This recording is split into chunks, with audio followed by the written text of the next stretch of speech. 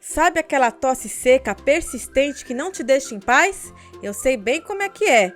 Hoje eu vou te ensinar um xarope caseiro maravilhoso que vai acabar com essa tosse.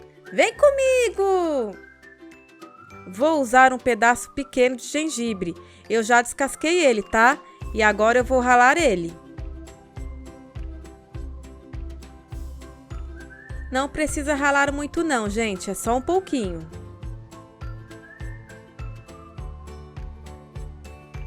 Não deixe de dar aquele joinha para me ajudar, se inscrever no canal se não é inscrito e ativar o sininho para receber todas as notificações de nossos vídeos. Essa é a quantidade de gengibre, aproximadamente meia colher de chá. Estou utilizando uma xícara pequena, mas pode ser qualquer xícara que tiver na sua casa. Agora vou adicionar o gengibre ralado. 2 colheres de sopa de mel, mas aquele bem concentrado, que você encontra em casas de produtos naturais. Quanto mais concentrado o mel, melhor vai ser o resultado do nosso xarope.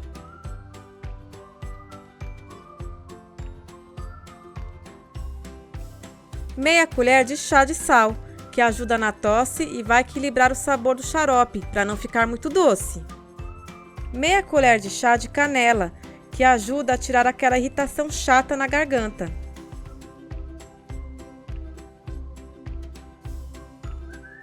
E para finalizar, um limão, vou cortá-lo ao meio.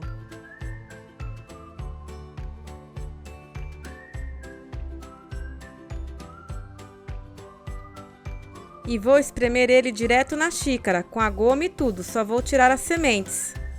Se você tiver o espremedor de limão, é melhor ainda. Você também pode coar o limão, que dá super certo, mas eu gosto do limão assim, mais natural.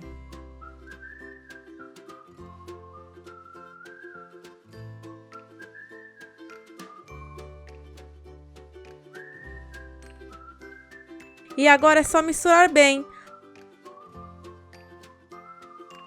Olha que receitinha top para acabar com a tosse, né, gente? Aquela tosse chata que tira o nosso sono. É terrível, sempre faço e dá super certo.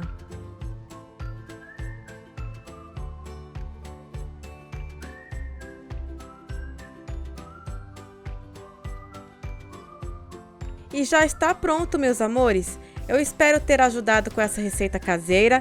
Façam esse xarope e depois deixem aí nos comentários o que acharam. Tenho certeza que vai aliviar a sua tosse. Até a próxima, um beijo! Tchau!